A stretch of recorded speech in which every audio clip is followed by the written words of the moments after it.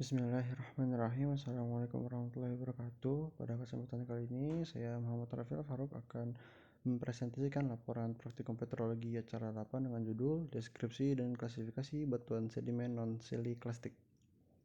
Untuk sampel nomor 1 dengan warnanya coklat kekuningan dan ukuran butirnya bisa kita lihat ya. Ini tuh lebih dari 2 mm.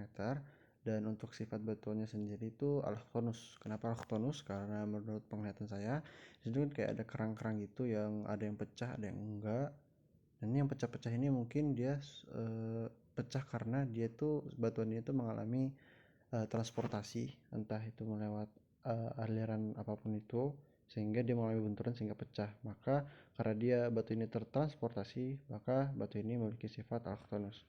Untuk komponen fosilnya batuannya sendiri, moluska 100%. Kenapa moluska? Karena moluska itu kan berupa bisa kayak cangkang-cangkang kerang kayak gini, dan itu tuh tidak terdapat fosil-fosil lain, maka 100%. Dan untuk komponen batunya sendiri grain or component supported, karena di sini yang lebih mendominasi adalah si fosil-fosilnya sendiri yang merupakan komponen.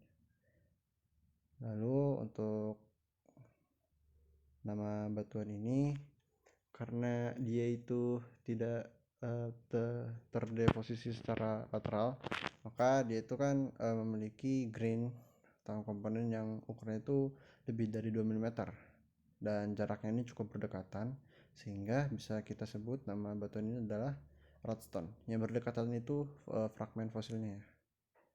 Lalu untuk sampel nomor 2 dengan warna abu keputihan dan ukuran butirnya 2 mm, lebih dari 2 mm. Komposisinya autochthonous.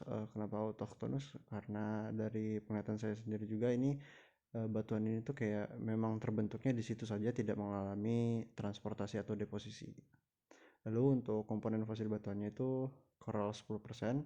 Foraminifera itu bisa kita lihat seperti kayak ada gambar-gambar kayak bentukan seperti ulat gitu, bukan ulat sih, kayak memanjang dari sini ke kiri, kayak ada struktur-struktur tumbuhan gitu-gitu.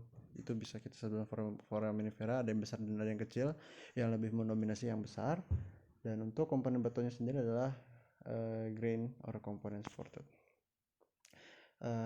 Untuk nama batuannya itu radstone ya. Kenapa radstone? Seperti batuan yang sebelumnya juga, batuan ini tuh dia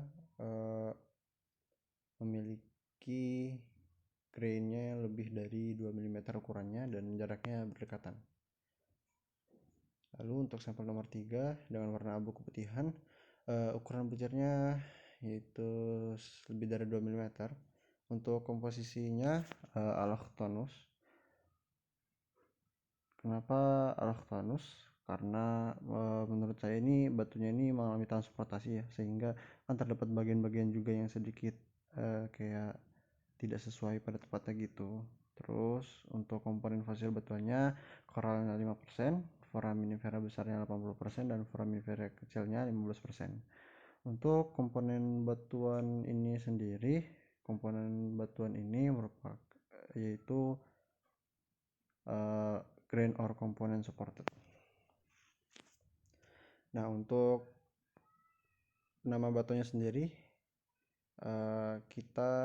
saya menyimpulkan bahwa nama batu ini adalah floatstone. Kenapa? Karena di samping dia itu mempunyai ukuran butir yang lebih dari 2 mm, dia itu juga matrix supported gitu ya. Maksudnya untuk matriks dasarnya itu lumayan bisa kita lihat. Lalu untuk ukuran jarak antara fragmennya itu lumayan berjauhan, nggak berdekatan seperti radstone. Maka nama batu ini adalah floatstone.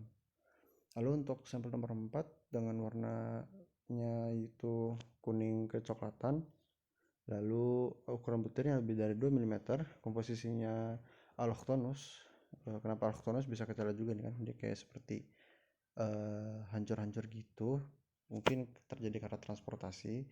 Lalu komponen fosil batuannya itu coral 5%, foraminifera besar 80%, dan foraminifera kecilnya 10%, dan moluska juga terdapat kecil ya, sekitar 5% saja.